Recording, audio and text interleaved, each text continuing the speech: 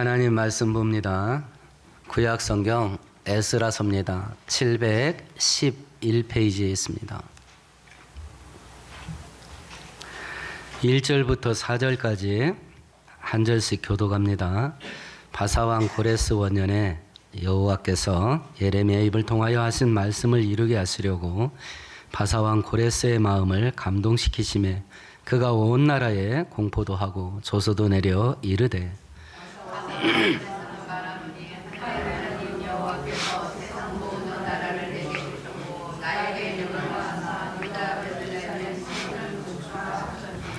이스라엘의 하나님은 참 신이시라.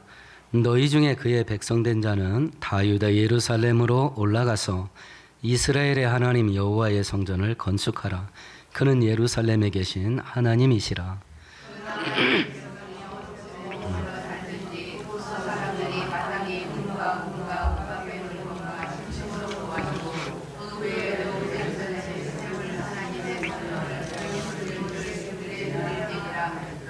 아멘, 아멘. 오늘부터 주일에 에스라서를 살펴볼 건데요.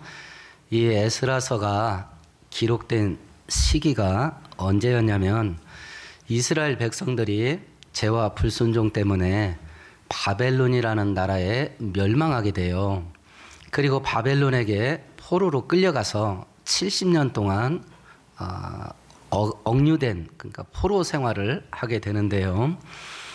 그 70년이 끝나갈 무렵에 페르시아라는 나라가 중동의 패권을 잡고 바벨론을 멸망시키게 됩니다.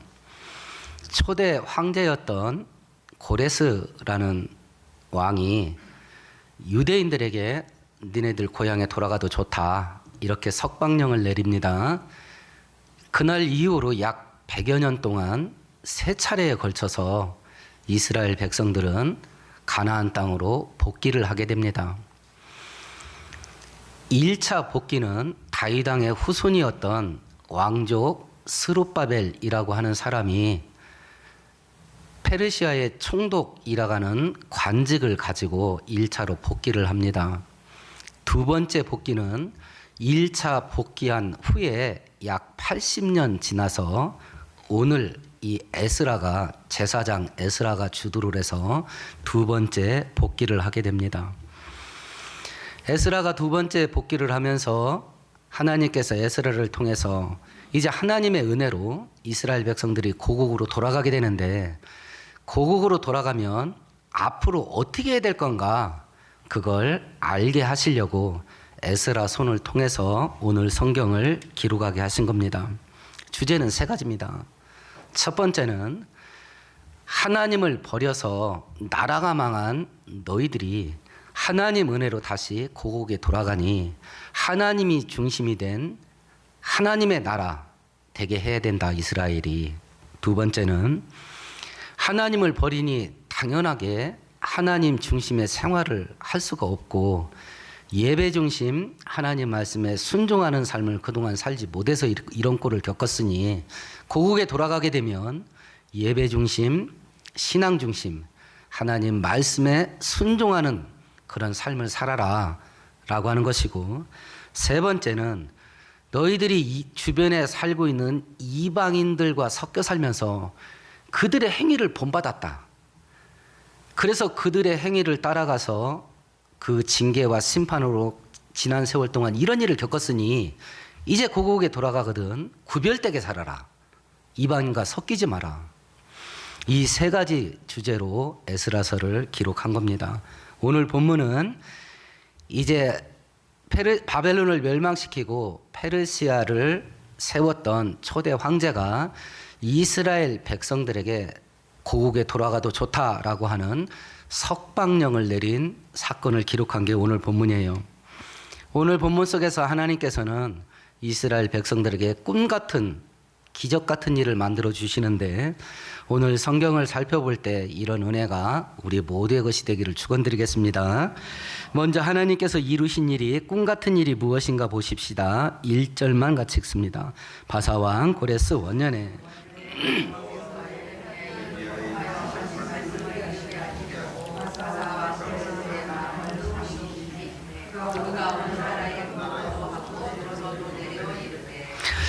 바사왕이 제국을 통일을 하고 황제가 바사는 세계 역사에서는 페르시아라고 알려진 나라입니다. 성경에서는 바사라고 기록되어 있고요. 편의상 페르시아라고 할게요. 고레스가 페르시아 제국을 만들어서 중동의 패권을 잡고 나서 조서를 내렸답니다. 유대인들에게 돌아가도 좋다. 이렇게 조서를 내렸대요.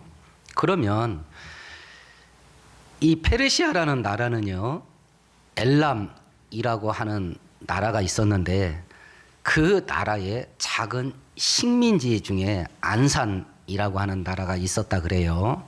그 안산이 모태예요. 그러니까 저 구석에 처박혀 있는 부족 국가예요. 안산이라는 나라가. 근데 고레스가 그 안산의 왕이 돼서 우리나라 광개토 대왕처럼 주변을 정복하기 시작을 해서 바벨론, 그 당시 중동의 패권을 잡고 있던 바벨론까지 멸망시키고 중동의 패자가 된 겁니다. 그러면 이름도 없는 저 한 구석의 작은 동네 마을 같은 안산이라는 나라가 점점 부강해져서 바벨론을 멸망시키고 중동의 패권을 잡게 된 이런 일련의 사건들이 왜 생겼냐? 1절에서는 뭐라고 말해요? 그런 일들이 왜 벌어졌대요? 하나님이 예레미야를 통해서 예언한 말씀을 이루게 하려고 그런 사건들이 일어났대요. 하나의 거대한 제국이 일어나고 저 옆에서 이름도 없던 작은 동네에서 또 거대한 나라가 일어나고 이 나라가 이 나라를 멸망시킨 이 일련의 사건들이 왜 일어났냐 대체. 우리나라에서 삼국시대, 고려시대, 조선시대 그리고 이 대한민국 시대 이런 역사의 흐름이 어떻게 해서 생겼어요? 세상 역사에서는 뭐라고 말해요? 역사 발전은 딱 하나밖에 없어요. 우연이에요. 우연론밖에 없어요. 중국에서 수많은 나라들이 흥망성쇠를 거쳐서 지금 중국이 됐어요. 그 발전 과정이 왜 그렇게 된 거예요? 세상 역사에서는 하나밖에 없어요. 어쩌다 보니 그렇게 된 거예요. 우연밖에 없어요. 근데 성경은 딱 하나만 얘기해요. 필연밖에 없어요. 세상 역사는 우연히 그렇게 된 거예요. 그래서 세상 모든 사람들은 내 인생을 평가할 때 어떻게 해요? 살다 보니까 여기까지 온 거예요. 하다 보니까. 근데 성경은 우리 나 하나 개인 인생을 놓고 뭐라고 말해요? 여호와가 인도하셨다. 그렇게 말하잖아요. 그게 임마누엘 아니에요. 하나님이 함께 하시고 하나님이 인도하신다. 지금 성경은 중동에 어떤 나라가 부강해지고 또 어떤 나라가 뒤따라 일어나서 강력해진 국가가 돼서 앞에 일어난 나라를 멸망시키고 이런 일이 왜 생겼냐? 하나님이 그렇게 만들었답니다. 그런데 하나님께서 이 나라 저 나라를 움직여서 흥망성쇠라는 수레바퀴에 집어넣으시고 그렇게 역사가 발전되게 하는 이유가 뭐냐? 예레미야에게 하신 말씀을 성취하려고 그랬답니다. 그럼 대체 하나님이 예레미야한테 뭐라고 말했냐? 1089페이지 봅니다. 구약성경 예레미야서 25장 봅니다.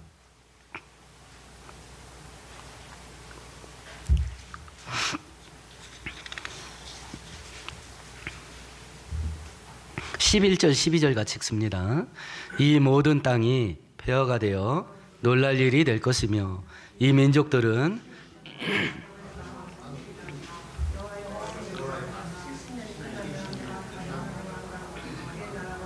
갈대아인의 땅을 그 죄악으로 말미암아 뭐라요? 영원히 폐허가 되게 하며. 이때는 바벨론이요 중동의 패권을 막 잡아가기 시작할 때고 이스라엘을 공격할 때예요. 이때는. 그러니까 주변 나라는 지금 바벨론 천지야. 그런 때에 하나님이 예레미야 선지자에게 뭐라고 말했냐면 니네가 저 나라에 끌려갈 거야. 나라가 망하고. 그런데 70년이 지나면 내가 바벨론을 망하게 하고 너희들은 돌아오게 할 거야. 이 예언을 한 거예요. 100년 전에. 100년 전에가 아니네요. 지금 70년 끝나고 에스라는 80년 또 지났으니까 150년 전이에요. 그때 예레미야가 예언한 거예요. 그리고 그게 이루어진 겁니다. 바벨론이라는 나라가 새롭게 부흥하는 페르시아라는 나라에게 망하게 되고, 그리고 그 페르시아의 황제가 이스라엘 백성들을 돌아가게 하라고 한 이런 일련의 사건들이 왜 일어났냐? 하나님께서 예언한 그 예언의 말씀이 이루어지게 하려고 그랬다. 더 놀라운 사실은요, 구약성경 1022페이지 한번 찾아보세요. 이사야 44장입니다.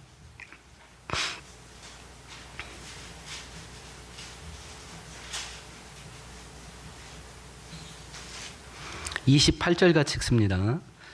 고레스에 대하여는 이르기를 내 목사라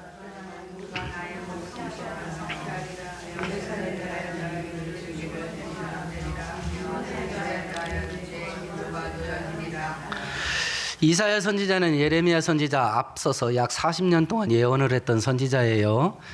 지금 에스라 시대로 따지면 200년도 지난 사람입니다. 그 이사야 선지자는요, 정확하게 이름까지 지목했어요. 나중에 고레스라는 왕이 세워지게 될 거다, 이방 나라에.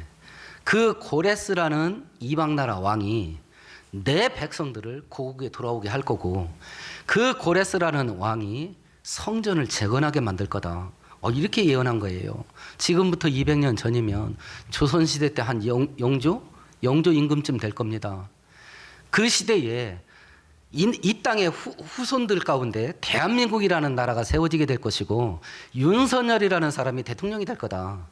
이 예언이 된 거예요. 그때는 페르시아는 나라도 없었어. 200년 전이니까. 고레스라는 사람은 존재하지도 않았어요. 근데 이사야 선지자에게 하나님이 이름까지 딱 지목했습니다. 고레스라고. 그러니까 지금 중동에서 이런 일이 왜 벌어졌냐? 하나님이 예언한 그대로 하나님이 하시려고 이런 일들이 벌어졌다. 이렇게 성경은 이야기를 하는 겁니다. 그 하나님께서 바벨을 멸망시킨 페르시아의 초대 황제 고레스를 어떻게 했냐면 마음을 감동시켰답니다. 그래서 그런 일을 하게 했대요. 이스라엘 백성들을 돌아가게 했다는데, 마음을 감동시켰다. 쉬운 말로 하면 고레스의 마음을 움직이셨다. 이 뜻이에요. 움직이셨다. 고레스는 하나님 알지도 못합니다. 하나님 믿지 않습니다. 그런데 하나님은 고레스를 알았습니다.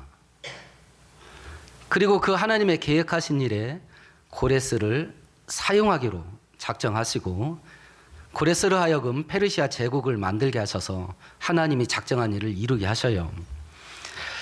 하나님의 이 우주가 움직입니다. 우주가 움직입니다. 우주가 움직이는 방향은 딱 한 방향으로 갑니다. 내 평생 100년 인생이 진행됩니다. 내 평생 100년 진행되는 그 방향은, 흐름의 방향은 딱 한 방향이에요. 어떤 방향이냐? 하나님의 뜻이 이루어지는 방향, 그 한 방향으로밖에 안 가요. 왜냐하면 온 우주를 주관하시는 분이 하나님이기 때문에 그렇습니다. 그 한 방향으로만 가요. 어떤 사람들은 그 방향을 거스리고 하나님께 심판을 받습니다. 그리고 거스리는 걸 통해서 하나님의 뜻을 이루어요. 애굽 왕 바로가 그렇습니다. 모세가 이스라엘 백성들을 가나안 땅으로 인도하라는 하나님의 명령을 받고 애굽에 갑니다. 근데 하나님이 모세에게 이야기를 했습니다. 근데 애굽 왕이 너 쉽게 안 내보낼 거야. 근데 그때마다 내가 큰 능력으로 애굽을 심판을 해서 하나님이 살아있던 걸 내가 증명할 거야. 이렇게 얘기해 줬거든요. 바로의 사명은 뭐냐면 고집을 계속 피는 거야. 계속 펴가지고 하나님한테 펀치를 계속 맞는 거야. 그걸 통해서 눈에 보이지 않는 하나님이 살아있다는 걸 증명시키는 게 애굽 왕 바로가 할 일이에요. 하나님을 거역하는 걸 통해서 하나님의 뜻을 이루어요. 애굽 왕은. 모세는 하나님이 하라는 뜻에 순종을 함으로 하나님의 뜻을 이루어요. 우리는 둘 중에 하나입니다. 그거 외에는 다른 게 없어요. 내가 하나님 뜻에 거슬리며 살 수 있습니다. 하나님이 기뻐하지 않는 뜻을 방향으로 살 수 있어요. 우리는 하나님을 거역하는 걸 통해서 결국 하는 건 하나님의 뜻이 이루어지게 합니다. 그리고 우리는 심판을 받게 될 겁니다. 우리 중에 누군가는 하나님의 뜻에 순종하는 걸 통해서 하나님의 목적을 이루어드리고 은혜를 받게 될 겁니다. 그 두 개 외에는 다른 인생이 없어. 그 두 개 외에는. 모든 일들은 정해진 시간에 정해진 사람에 의해서 정해진 하나님의 방법대로 하나님이 정한 일이 일어나게 될 겁니다. 그게 이루어졌다고 지금 얘기하는 겁니다. 그게 이루어졌다고. 지금 우리 지구의 역사 가운데, 지구의 역사는 아니겠네요. 우주의 역사라 해도 틀린 말은 아닐 겁니다. 남아있는 하나님의 계획이 몇 개 안 남았어요. 재림 직전에 있을 전 세계적인 기독교에 대한 핍박과 박해가 있을 겁니다. 그리고 재림이 있게 될 것이고, 이 우주는 소멸될 것이고, 영원한 영적인 세계, 천국과 지옥이 열리는 거 요것밖에 안 남았어요. 지금 지난날도 그렇게 되어 왔으니 몇 개 남지 않은 하나님의 예언의 말씀, 이것도 그대로 될 거라고 우리는 믿는 거죠. 그리고 우리는 지금 재림 직전에 있을 징조들을 날마다 큰 사고와 사건들로 날마다 보고 들어요. 그래서 지금은 깨어 있어야 됩니다. 깨어 있어야 됩니다.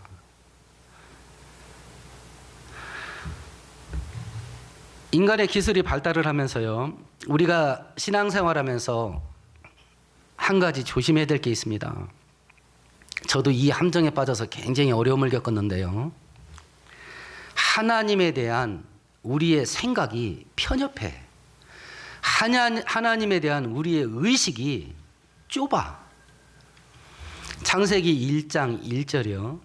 태초에 하나님이 천지를 창조하시니라. 그 천지라는 단어를 들으면 딱 떠오르는 그림이 뭐예요? 아마 대부분 지구가 떠오를 겁니다. 이게 함정이야.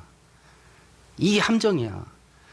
그때 당시 사람들은 과학기술이 없으니까 자기가 디디고 있는 땅, 눈에 보이는 하늘, 이게 전부야. 그것밖에 이해를 못해요. 그래서 천지예요. 근데 이게 오래 지속되다 보니까 우리의 머릿속에는 천지가 지구야. 그럼 하나님이 어떤 하나님이에요? 지구 하나 쪼물딱거리면서 이 나라 저 나라 망하겠다, 흥하겠다. 이 사람 저 사람 인생 생로병사 108번뇌 그 속에 밀어넣어서 쪼물딱거리고, 그리스 신화에 나오는 잡신들에 불과하게 만들어요. 하나님이라는 의식이, 천지를 만드신 하나님 어떤 하나님이냐, 천지라는 단어를 들으면 딱 떠오르는 게 지구야. 지구 하나 쭈물떡거리는 거야. 여기에 갇혀 있어요. 여기에.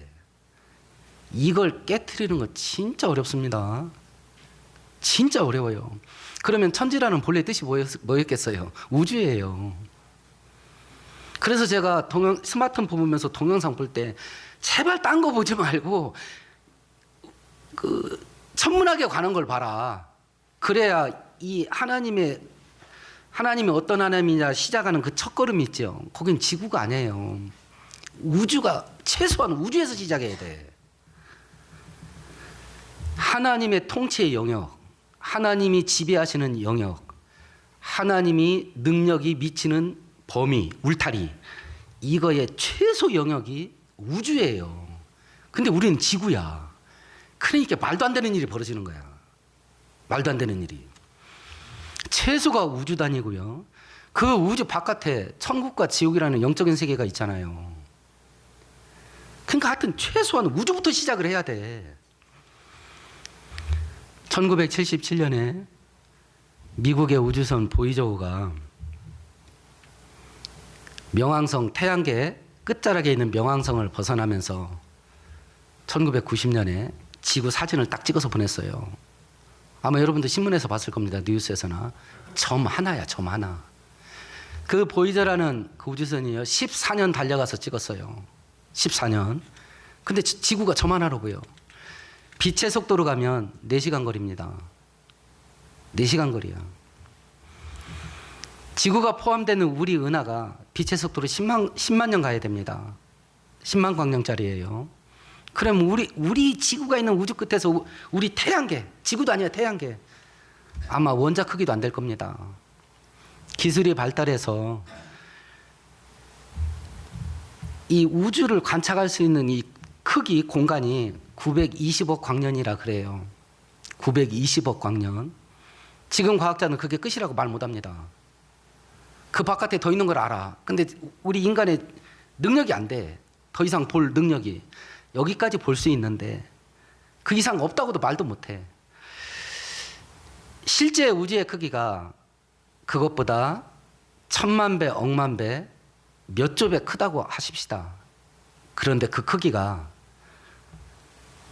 하나님 눈에 보기에는 크기가 얼마나 할 것 같아요? 밑도 끝도 없는 우주의 크기가 하나님 보시기에는 크기가 얼마나 할 것 같아요? 성경은 한번 찾아보십시다. 성경 한 구절 찾습니다. 이사야서 40장 찾아봅니다.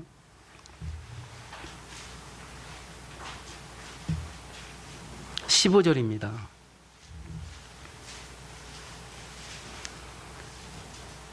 같이 읽습니다. 그에게는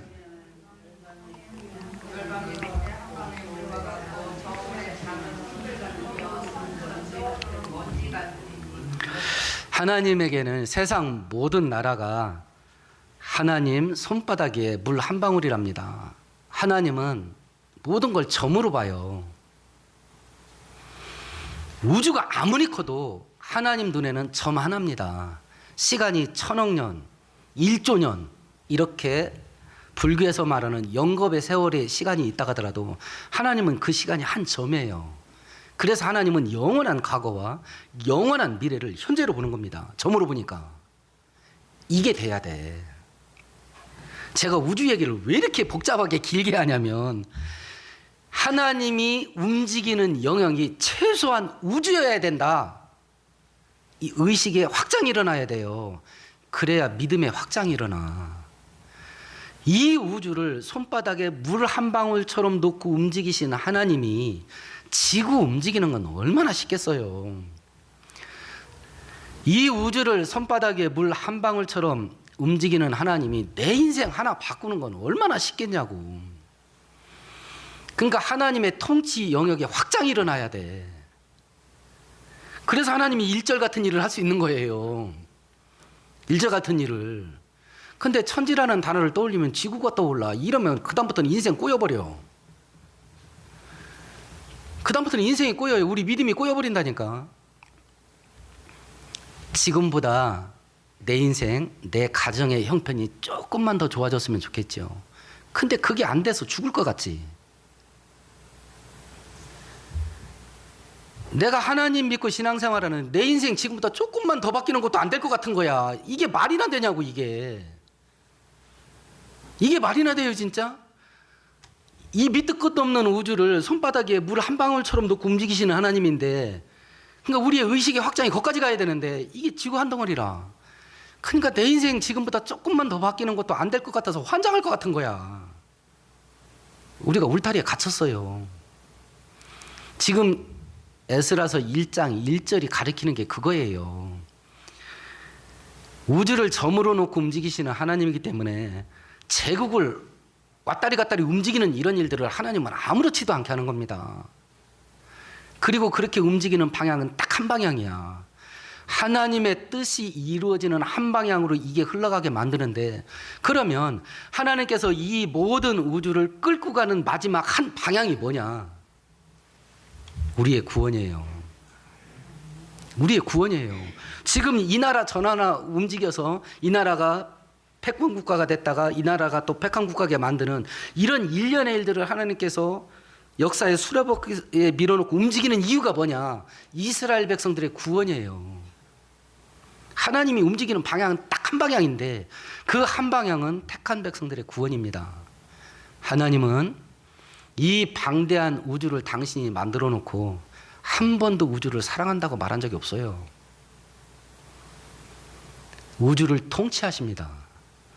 하나님은 이 지구를 만들어 놓고 아담과 하와에게 선물로 줬어요.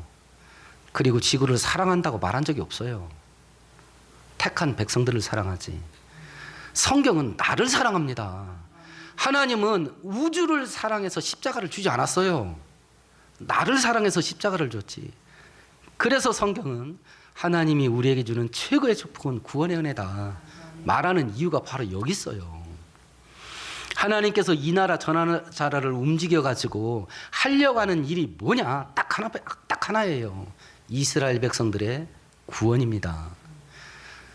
지금 이 방대한 우주를 만들어 놓고 그 하나님께서 유독 지구에만 관심이 있어. 그리고 지구에 80억 인구가 있는데 예수 믿는 성도에게 관심이 있어. 이 선택이 최고의 은혜예요. 이 의식이 우주까지 확장이 되어야, 우주를 점으로 놓고 움직이는 하나님이 내 인생 하나 바꾸는 게 이건 아무것도 아닌 거예요 진짜. 우리는 지금보다 조금만 형편이 좋아졌으면 좋겠는데 이게 안 되고 막 죽으려고 환장한다고. 이게 안 돼가지고 지금보다 형편이 조금 좋아지는 것도 안 될 것 같은 거야. 그러니까 우리의 믿음이 함정에 갇혔어요. 이게 믿어져야 돼. 하나님의 통치의 영역이 최소한이 우주다. 이게 우리 심장에 박혀야 됩니다. 그러면 로마서 8장에서 바울 사도가 말한 것처럼 만일 하나님이 우리와 함께 계시면 누가 우리를 대적하랴. 이게 된다니까요. 이게 됩니다. 그 하나님이 지금 이 나라 저 나라를, 강대국들을 서로 망하고 흥하게 하면서 당신의 계획을 이루어가는데, 그 계획은 뭐냐? 딱 한 방향이에요. 이스라엘 백성들의 구원입니다. 이 지구의 역사의 수레바퀴가 이제 계속 굴러갈 겁니다. 딱 한 방향으로 갈 겁니다. 예수의 재림 방향으로 갈 겁니다. 예수의 재림 방향으로 갈 것이고, 예수님의 재림 목적은 딱 하나예요. 우리의 구원이에요. 이게 믿어질 수 있게 되기를 축원드릴게요. 이렇게 해서 하나님의 뜻대로 바벨론 제국의 황제가 된 고레스가 어떤 명령을 내리냐면 3절을 합니다. 같이 읽어봅니다. 이스라엘의 하나님은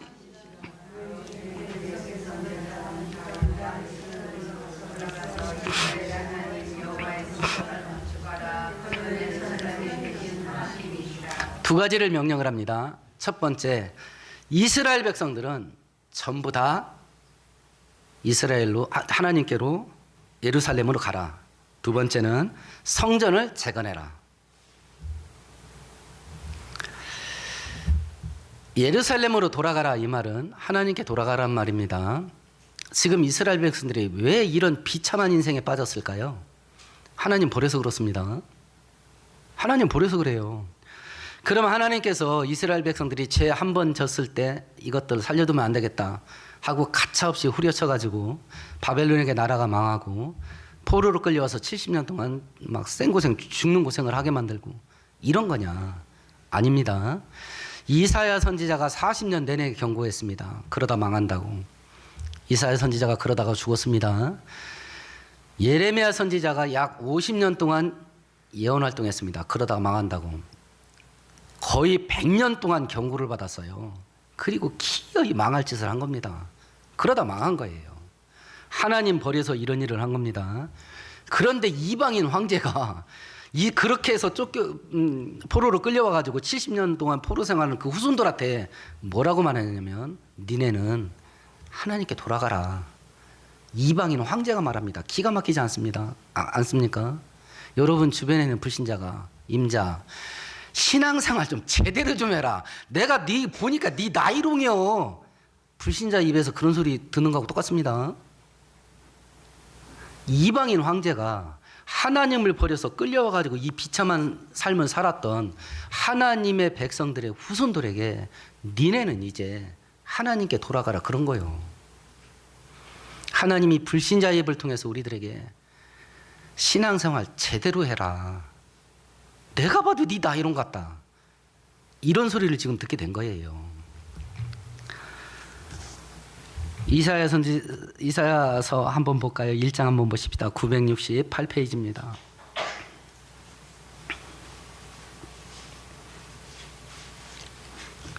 1장 3절 4절 같이 읽습니다. 소는 그 임자를 알고 나귀는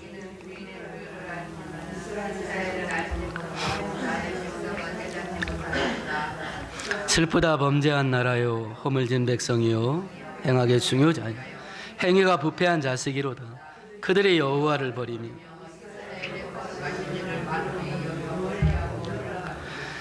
야, 개돼지 짐승들도 자기한테 밥 주는 주인 알아본다. 근데 너희들은 나를 버렸다. 이렇게 이사야 선지자를 통해서 하나님께서 책망하시는데요. 지금 그러면 이 시대에 이스라엘 백성들이 해야 될 일이 뭐냐? 하나님께 돌아가야 된다. 그럼 이제 내 얘기를 해보십시다. 각자 자기 얘기를 해보는 겁니다. 내가 지금 하나님께 가까이 가고 있나? 내가 지금 하나님께 멀어져 가고 있나? 내 엄지발가락이 어디를 향해 있냐? 하나님을 향해 있냐? 세상을 향해 있냐?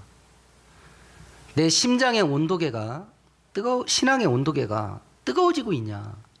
식어지고 있냐? 아니면 그 온도계가 고장나서 어떤 상태인지 나도 모르겠다. 나도 모르겠다. 지금 에스라서 말하는 이 구절은 이 시대를 살고 있는 우리에게 말씀하시는 것도 똑같습니다. 지금 내가 해야 될 일이 뭐냐? 하나님께 돌아가는 일입니다. 하나님께 가까이 가는 것이고, 버렸던 하나님께 내 인생을 다시 돌이키는 겁니다. 두 번째 명령한 게 뭐냐면 성전을 재건해라 라는 겁니다. 그럼 이 시대에 우리가 재건해야 될 성전이 뭘까요? 성경 한 구절 찾아볼까요? 신약 성경 찾아보십시다. 고린도전서 3장입니다.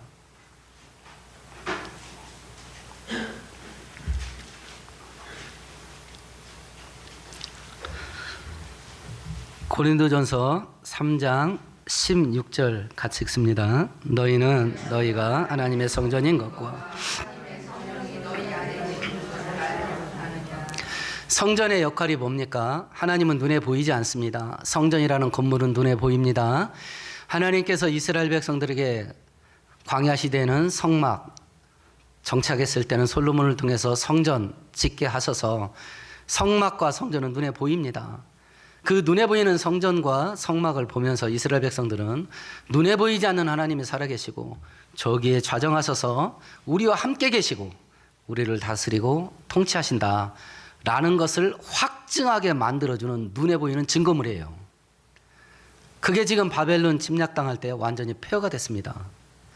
그러면 가나안 땅의 그 이스라엘 백성들은 그 성전과 성막을 통해서 자기 인생의 중심을 신앙 중심으로 사는 거예요. 하나님을 예배하고 하나님을 경배하고 하나님을 섬기며 하나님의 다스림을 받으면서 자기의 인생의 중심을 하나님 중심, 신앙 중심으로 살게 만들어주는 눈에 보이는 증거물이 뭐냐면 성전이에요.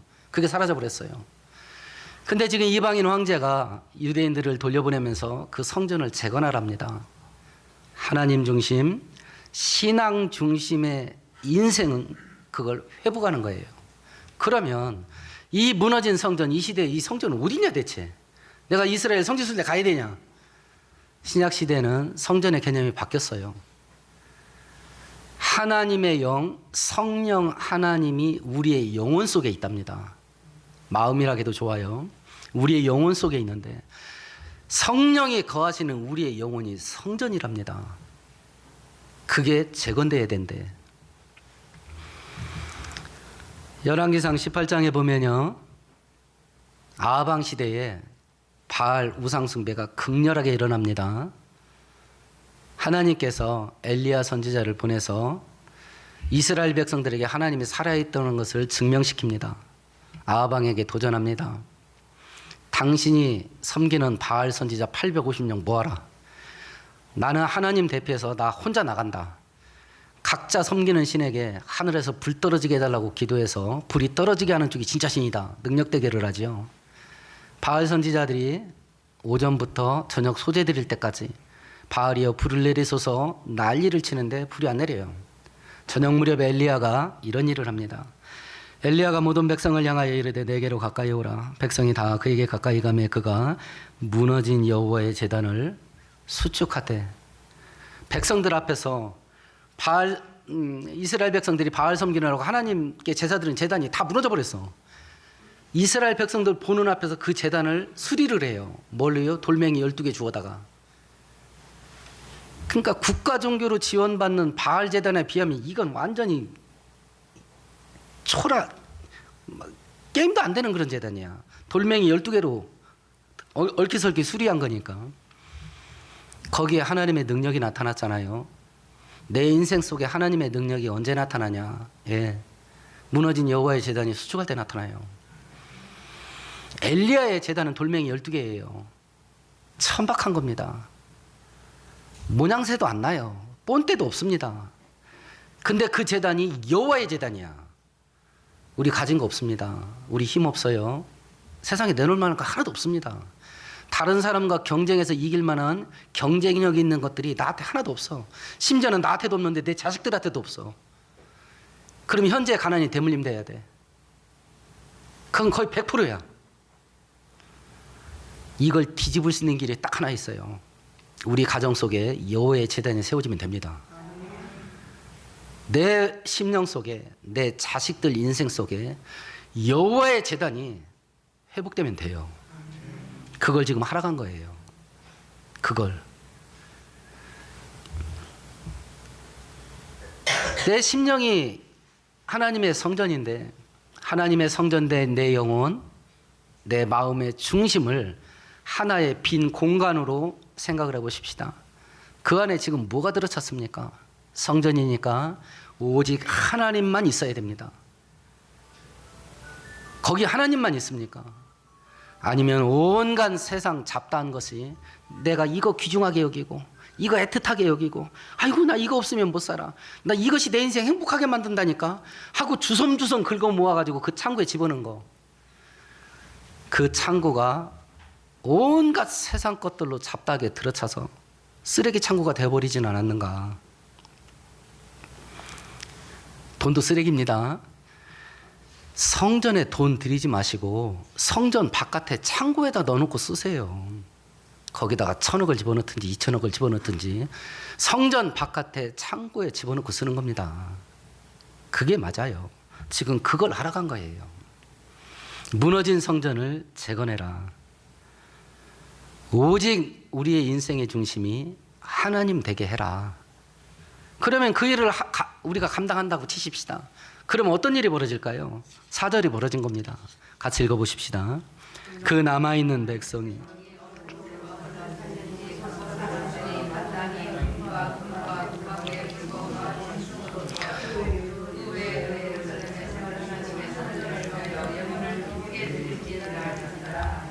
고레스 왕제가 뭐라고 말했냐면요.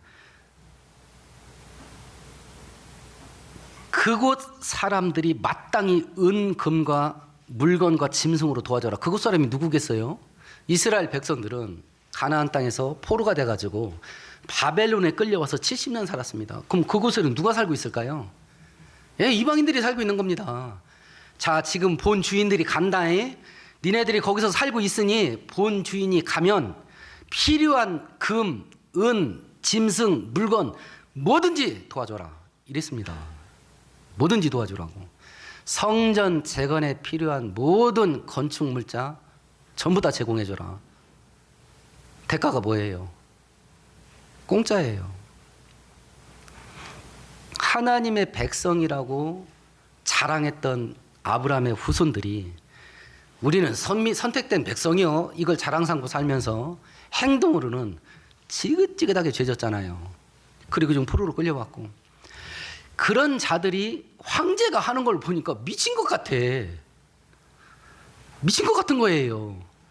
그래서 쓴 글이 뭐냐면 시편 126편이에요. 찾아보십시다. 시편 126편입니다.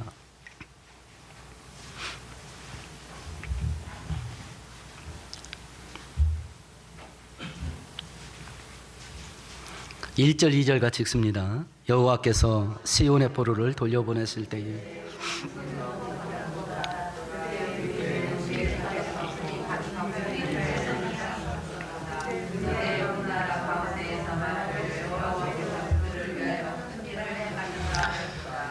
이 126편이요, 오늘 사건 1절부터 4절을 겪은 이스라엘 백성들이 그 바벨론 땅에서 지은 시편이에요. 하나님께서 이스라엘 백성들의 포로들에게 니네는 돌아가라 라는 말을 우리가 들었을 때 우리가 꿈꾸는 것 같았대요. 기적 같은 일이 벌어졌잖아요. 거기다가 황제가 그곳 사는 사람들한테 본주인이 갈 테니까 그들이 먹고 살 거 뭐든 뭐가 됐든지 필요한 건 다 제공해 주라. 이런 말까지 하니까 이건 생시가 아닌 거야. 꿈 같았다 이렇게 됩니다. 이전에는 이야기합니다. 우리 혀 끝에 찬양이 가득했답니다. 혀가 자동으로 돌아. 막 찬양이 막 쏟아져 나오는 거야. 웃음이 입에 가득 찼대요. 우리나라 표현대로 하면 입이 찢어졌답니다. 귀 밑에까지. 평생 살아오면서 이런 일 한번 겪어본 적 있습니까? 허파가 터지도록 웃음이 나와. 이거 웃음을 절제를 해야 되겠는데 막 허파가 터질라고 그래. 막 제가 지금 이 기침감기가 끊어지지 한 달째 돼가지고 이게 얼마나 괴로운지 모르겠어요. 증상은 하나도 없어요. 기침만 나와. 기침만. 목이 터질 것 같아. 허파가 터질 만큼 웃음이 터져 나오는 거 평생에 한 번 겪어봤습니까? 막 입이 찢어질라 해 막. 이런 일을 평생에 한 번 겪어봤습니까? 우리가 믿는 하나님이 어떤 하나님이냐? 이스라엘 백성들에게 이 은혜를 주는 거예요. 받아봐야지 않겠냐? 우리도 받아야 되지 않겠냐? 나도 받아야 되지 않겠냐 이걸. 평생에 한 번은. 평생에 한 번은. 우리가 믿는 하나님은 어떤 하나님이냐? 이 은혜를 주냐 안 주냐? 이 은혜를 주려고요 작정하신 하나님이에요. 성경을 보면 각자 질문해 보세요. 하나님께 은혜 받고 사는 게 쉬운 일일 것 같아요? 어려운 일일 것 같아요? 대부분 다 어렵다고 생각할 겁니다. 그래서 받을 생각을 안 해요. 어려운 일이라. 근데 성경은 뭐라고 말해요? 하나님께서 은혜 주시려고 작정을 하고 기다린대요. 그럼 은혜 받기 쉽지.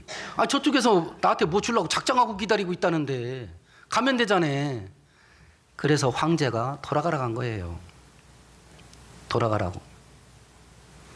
우리가 믿는 하나님 살아계셔요. 그 하나님 전능하셔서 못할 일이 없어요. 우주를 점으로 놓고 움직이셔요. 그 하나님이 전능한 능력을 사용해서 지금 뭘 하려고 하냐? 나를 구원하려고 그래요.